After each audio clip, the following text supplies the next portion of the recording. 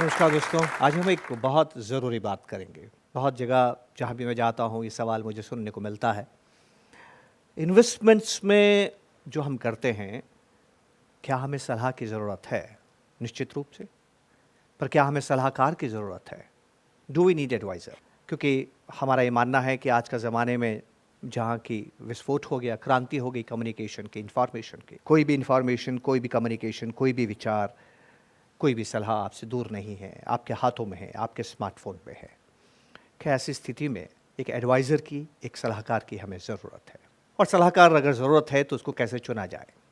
इस पे हम ज़रूर चर्चा करेंगे कि कैसा चुना जाए, लेकिन फिर कभी आज हम समझेंगे कि एडवाइज़र की इम्पोर्टेंस क्या है, सलाहकार की ज़रूरत क्या है और निवेश में वो हमारे किस तरह से मार्गदर्शन करते हैं या हमारे निवेश में किस तरह से मदद करते हैं। दोस्तों, आपने देखा होगा, सुना होगा हिंदुस्तान में भी और दूसरे मुल्कों में भी, खासकर अमेरिका में। मैं तस्वीर आपके सामने एक लेके आया हूँ अमेरिका की। मैं अमेरिका की तस्वीर क्यों दिखाना चाहता हूँ आपको, क्योंकि हिंदुस्तान में म्यूचुअल फंड अभी करीब 30 साल हुए, 30 साल से हमारे सामने हैं, 25, 28, 30 साल से हमारे सामने हैं। एक आध म्यूचुअल फंड की बात करें जो पहले सरकारी नियंत्रण में थे और पूर्ण रूप से, आंशिक रूप से म्यूचुअल फंड के जैसे ही कार्य करते थे, तो 50 साल हिंदुस्तान में हो गए। पर अमेरिका में करीब करीब 100 साल होने को आए। 1924 में पहला म्यूचुअल फंड आया था और उस देश के अंदर आधी आबादी म्यूचुअल फंड्स में निवेश करती है। इसलिए उस मुल्क का यहाँ पर बात करना बहुत ज़रूरी है। डालबार एसोसिएट्स नाम का एक फर्म है जो वहाँ पर इस बात के लिए शोध करती है कि म्यूचुअल फंड्स के ज़रिए या निवेश के ज़रिए इन्वेस्टर्स ने किस तरह का रिटर्न, किस तरह का प्रतिलाभ अपने निवेश से कमाया है। बहुत ही डराने वाली और खौफनाक तस्वीर हमें नज़र आती है। ध्यान से आप देखिएगा। ये दोस्तों हैं कि यू अ सक्सेसफुल इन्वेस्टर, क्या हम एक कामयाब इन्वेस्टर हैं? ये हर तस्वीर जो आपके सामने एक कॉलम नज़र आ रहा है, ये अपने आप में 20 साल का शोध है। 20 साल का शोध है का मतलब ये है कि अगर ये 1999 आपको नज़र आता है, ये 2000 आपको नज़र आता है, तो 1999 से पहले 20 साल, मतलब 1980 से लेके 1999 तक 20 साल हो गए। 20 साल तक बाजार ने रिटर्न क्या दिया और इन्वेस्टर्स ने रिटर्न क्या कमाया, और ये इक्विटी इन्वेस्टमेंट्स के बारे में है। तो देखिए, 1980 से 1989 तक 20 साल के अंदर S&P का रिटर्न करीब करीब 17% के आसपास है। पर इसी बाजार में निवेश करके निवेशकों का जो रिटर्न है वो 9 या 9.5% के आसपास है। और ये हर खबर 1999, 2001, 2, 3, 4, 5, 6 लेके इस तरह से आप देख सकते हैं। 2013 तक की तस्वीर मैं आपके सामने लेके आया हूँ। इस पूरी तस्वीर में आप देखिए, हर कॉलम 20 साल की कहानी बताता है और हर बार मैंने क्या देखा कि बाजार ने जितना रिटर्न दिया है उतना रिटर्न उसी बाजार में निवेश करने वाले निवेशकों का नहीं है। अब एक और तस्वीर मैं आपको दिखाता हूं। यह तस्वीर हिंदुस्तान की है। हिंदुस्तान में इस तरह का शोध का पैमाना तो मेरे पास में नहीं है, इसलिए, लेकिन मैं आपको दूसरे तरीके से बताता हूं।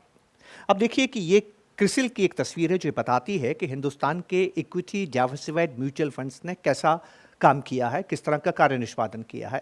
अगर आप ध्यान से देखेंगे, क्रिसिल इंडेक्स ये कहता है एम्फी का कि अगर आपने 1000 रुपये अप्रैल 1997 में निवेश किया है तो दिसंबर 2017 में ये 1000 का निवेश बढ़ के 50,000 रुपये के आसपास हो गया, 1 के 50 गुना।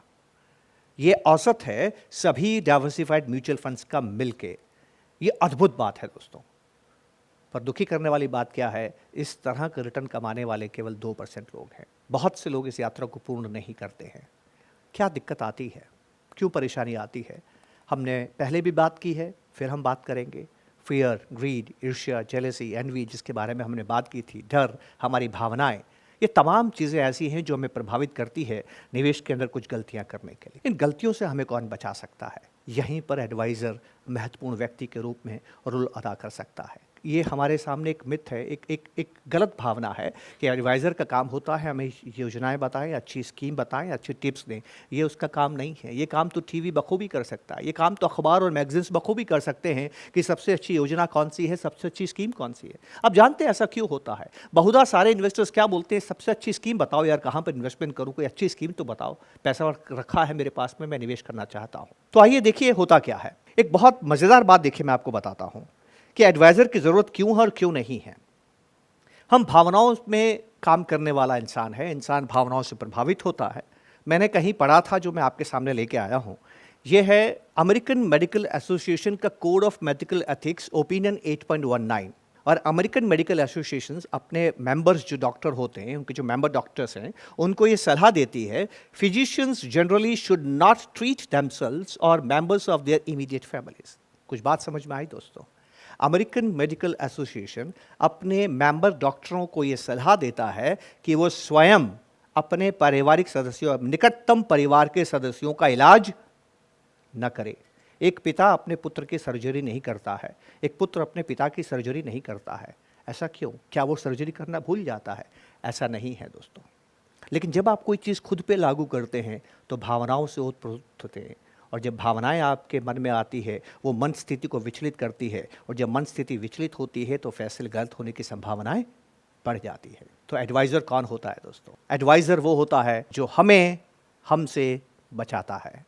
दुनिया के महान कामयाब अर्थशास्त्रियों का ये मानना है कि निवेश में आपका सबसे बड़ा दुश्मन आप स्वयं हैं। जितना नुकसान आप स्वयं को पहुंचा सकते हैं उतना नुकसान आपको कोई दूसरा नहीं पहुंचा सकता, क्योंकि जब दूसरा आपको नुकसान पहुंचाता है तो आप प्रतिरोध करते हैं, पर जब आप खुद को नुकसान पहुंचाते हैं तो समझ में नहीं आता है दोस्तों। एक और बात मैं आपसे कहना चाहता हूं, अगर इन्वेस्टमेंट आसान होता ना तो दुनिया में सब कामयाब होते। ज़्यादातर निवेशक कामयाब नहीं हो पाते हैं क्योंकि निवेश देखने में तो सिंपल नज़र आता है दोस्तों, सरल नज़र आता है, पर वो आसान नहीं होता है, क्योंकि उसमें इमोशंस होते हैं। इमोशंस आपके मोशंस को तय करते हैं। मैं कहानी के ज़रिए इस बात को आपके साथ बात करने की कोशिश करता हूँ।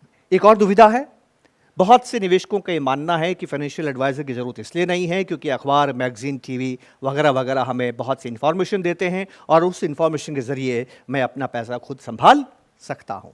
क्या हम खुद अपना पैसा संभाल सकते हैं? आइए एक कहानी को समझने की कोशिश करते हैं। हम बहुधा जब निवेश करते हैं तो मार्केट को प्रिडिक्ट करते हैं। क्या हम बाज़ार को प्रिडिक्ट कर सकते हैं? We can't. बाज़ार में जितने उतार चढ़ाव आते हैं वो वैसे ही हैं जैसे जीवन में आते हैं। मैं हिंदुस्तान का नहीं, फिर से अमेरिका का बाज़ार दिखाता हूं, क्योंकि हिंदुस्तान के बाज़ार की कहानी 35 साल पुरानी है, पर यह कहानी मैं आपको 70-80 साल पुरानी दिखाता हूं। पिछले 80 साल से आप देखिए डाउ जोन्स के अंदर जितनी बार डाउ जोन्स में बढ़त देखी गई है उतनी बार गिरावट भी देखी गई है। इसका मतलब क्या है कि बाज़ारों में उतार चढ़ाव आते हैं, और जब उतार चढ़ाव आते हैं तो वो हमें कैसे प्रभावित करती है, दो बातें मैं आपके साथ में करना चाहता हूँ। जिग्मे तेंजिंग नोर्गे नाम के एक पर्वतारोही हैं जो तेंजिंग नोर्गे के बेटे हैं। एक बार मेरी उनसे मुलाकात हुई तो मैंने उनसे पूछा कि आप शेरपा हैं, शेरपा कौन होते हैं? तो तपाक से उन्होंने जवाब दिया, शेरपा पहाड़ पे चढ़ने के एडवाइजर्स होते हैं, हम लोगों को एवरेस्ट चढ़ने में मदद करते हैं। तो मैंने उनसे पूछा, क्या आपकी सलाह के बिना हम पहाड़ नहीं चढ़ सकते? क्या अगर हम पहाड़ चढ़ेंगे, एवरेस्ट पे जाएंगे तो क्या हमें शेरपा की ज़रूरत है? वो कहते हैं कि नहीं, आप बिना शेरपा के भी पहाड़ पे चढ़ सकते हैं। मैंने उनसे पूछा, ऐसा किसी ने किया है? कहते हैं हाँ, कि आज तक जितने भी लोग पहाड़ पे चढ़े हैं उसमें 2% लोग ऐसे हैं जिन्होंने बिना शेरपा की मदद के भी एवरेस्ट पे फतह पाई है। तो फिर मैंने उनसे पूछा कि आपकी ज़रूरत क्या है? वो 2 मिनट शांत रहे और फिर मुझे कहते हैं कि देखो भैया, ऐसा है कि जब आप पहाड़ के नीचे खड़े हो तो आप बादशाह हो। आपकी इच्छा है आप पहाड़ पे चढ़ो न चढ़ो, ये आपकी इच्छा है, पर एक बार आप पहाड़ पे चढ़ गए तो आपकी इच्छा ख़त्म हो जाती है, वापस उतरना पड़ता है। आप पहाड़ पे रह नहीं सकते, और जब आप पहाड़ से उतरते हैं तभी चुनौती शुरू होती है। अगर 100 लोग एवरेस्ट को फतह करने के लिए मरे हैं तो उसमें से 76 लोग कब घायल हुए या कब मृत्यु को प्राप्त हुए? जब वो पहाड़ से उतर रहे थे। पहाड़ पे चढ़ना मुश्किल है, पर उतरना और भी मुश्किल है। इस चढ़ते बाज़ार में तो सभी रिटर्न कमाते हैं, पर ज़्यादातर लोग गिरते बढ़ते बाज़ार में नहीं कमाते हैं। और ज़्यादा इन्वेस्टर्स धाराशायी कब होते हैं? जब बाज़ार गिरता है। बढ़ते बाज़ार में तो गधे भी दौड़ते हैं, और गधे घोड़ों से तेज़ दौड़ते हैं, पर गिरते बाज़ार में समझ में आता है कि गधा कौन था और घोड़ा कौन था। तो दोस्तों, ये बाज़ार गिरता और बढ़ता है। जिग्मे तेंजिंग नोर्गे ने जो बात बताई वो एग्जैक्टली है क्या? वो बात है युधिष्ठिर की बात है। देखिए महाभारत में क्या हुआ था। महाभारत के अंदर एक ऐसा समय आया कि जब दुर्योधन ने युधिष्ठिर को बोला, आइए हम ध्रुत गेम ऑफ डाइस है, गैम्बलिंग का एक खेल है, उसको हम खेलते हैं। युधिष्ठिर को उसने चुनौती दी खेलने के लिए। युधिष्ठिर जानता था कि दुर्योधन जुआ खेलना अच्छी तरह से नहीं जानता है, पर स्वयं को वो सबसे कामयाब जुआरी समझता था, जुआ खेलने वाला। बहुत शौकीन था जुआ खेलने का। अगर युधिष्ठिर की कोई कमज़ोरी थी तो ये कमज़ोरी ये थी कि वो जुआ खेलता था।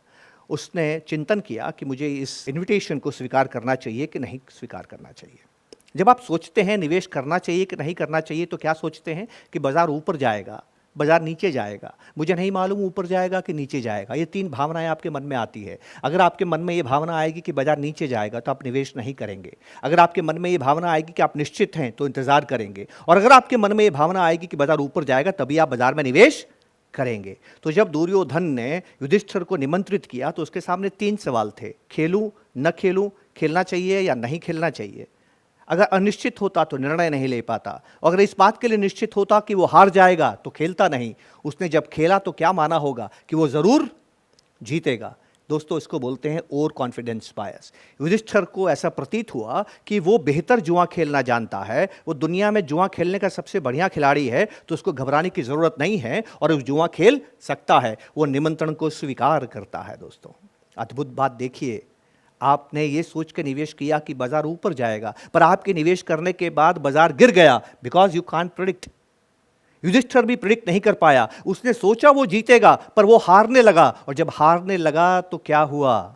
जब आपके साथ में वो घटना घटती है जिसके लिए आप प्रिपेयर्ड नहीं हैं, जो आपने सोचा नहीं था, तो क्या होता है? तनाव होता है, स्ट्रेस होता है, और जब तनाव होते हैं तो निर्णय गलत होते हैं। एक जुआरी को आपने देखा होगा, जैसे जैसे वो हारता जाता है उसका तनाव बढ़ता जाता है। हारने पर जुआरी को खेल छोड़ देना चाहिए, पर जुआरी ऐसा नहीं करता है, वो दांव को बड़ा करता है, क्योंकि वो तनावग्रस्त है। तनावग्रस्त है तो फैसला गलत हो गया, फैसला गलत हो गया तो अपना जो उसने शर्त है उसको बढ़ा दिया, उसके दांव को उसने बढ़ा दिया। युधिष्ठिर ने भी यही कहा, जिसको धर्मराज कहते हैं, जिसको सत्यवादी कहते हैं, जो कभी गलती नहीं कर सकता, वो इतनी बड़ी गलती करता है, इतना बड़ा अधर्मी बन जाता है कि अपनी अर्धांगिनी को, अपनी पत्नी को दांव पे लगाता है।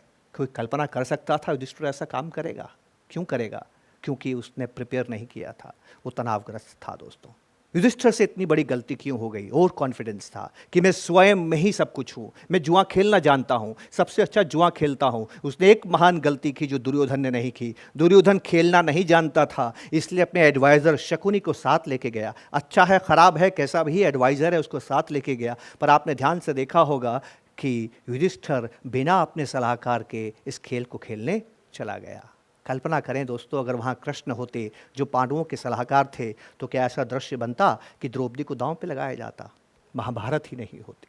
और मज़ेदार बात देखिए, we are the creatures of habit. Habit छूटती नहीं है। अपनी पत्नी को दांव पे लगाने के बाद, अपने भाइयों को हारने के बाद, अपनी पत्नी को हारने के बाद, अपने राष्ट्र को हारने के बाद, दोबारा 1 साल के बाद में युधिष्ठिर दोबारा जुआ खेलता। आप जानते हैं ना इस बात को? दोबारा खेलता है, दोबारा गलती करता है, क्योंकि आदतें आसानी से नहीं जाती है, और दोबारा हारता है। और जब वो दोबारा खेलता है तो दोबारा कृष्ण की सहायता नहीं लेता है।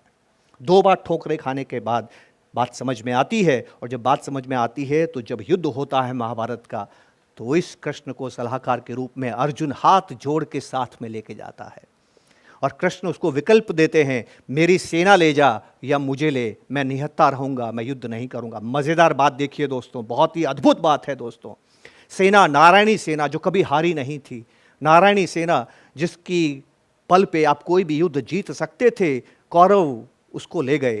दुर्योधन को बहुत दुख हुआ कि उन्होंने अर्जुन को पूछा कि तुम्हें सेना चाहिए कि मैं निहत्था चाहूँ? अगर ये ले गए सेना को तो मेरे हाथ में निहत्था कृष्ण आ जाएगा, ये मेरे किस काम का। लेकिन दुर्योधन का आश्चर्य हुआ जब उसने ये देखा कि कृष्ण को अपना विकल्प देते समय अर्जुन ने नारायणी सेना को नहीं लिया और नारायण को ले लिया। अब इसको हमारे इन्वेस्टमेंट में लेके आइए। नारायणी सेना का मतलब है पोर्टफोलियो। कितना ही अच्छा पोर्टफोलियो है, बाजार गिरने पर रिटर्न नहीं देता है। कितनी ही मजबूत सेना है, अगर लीडर ना हो तो युद्ध नहीं जीतती है। ये सेना ले जाने के बाद भी दुर्योधन हार गया। नारायण, जिसने कि शस्त्र नहीं उठाया, केवल सलाह दी, सलाह के बल पे अर्जुन जीत गया। ध्यान से मेरी बात सुनिएगा। युद्ध शुरू हो रहा है, मूर्छित हो जाता है अर्जुन ये सोच के कि मैं अपने पितामह पे प्रहार कैसे करूंगा, मैं अपने गुरु से किस तरह से युद्ध करूंगा। वो वहीं पर गांडीव गिरा देता है, उसको ज्वर हो जाता है, हाथ पांव फूल जाते हैं, लड़ने से इनकार करता है। अगर उस वक्त उसने नारायणी सेना को लिया होता, अच्छे पोर्टफोलियो को लिया होता, तो क्या कमा सकता था, युद्ध जीत सकता था? नहीं। अर्जुन को वापस खड़ा किसने किया? समय पर सही सलाह ने खड़ा किया। दोस्तों, सलाहकार आपका मित्र होता है, सलाहकार आपका मार्गदर्शक होता है, सलाहकार आपका टीचर होता है। यह सलाहकार की सबसे अच्छी बात है कि वो आपको आपसे बचाता है। युधिष्ठिर का दुश्मन कौन था? युधिष्ठिर स्वयं था। ये बात पांडवों को समझ में आ गई, इसलिए उन्होंने सेना न लेके, पोर्टफोलियो न लेके एडवाइज़र को प्राप्त किया। एक अच्छा एडवाइज़र अगर आपको जीवन में मिल जाता है तो वो आपके कामयाब इन्वेस्टमेंट के सफ़र में बहुत बड़ा साथी साबित होता है। दोस्तों बहुत बहुत शुक्रिया। नमस्कार, जय हिंद। Thank you.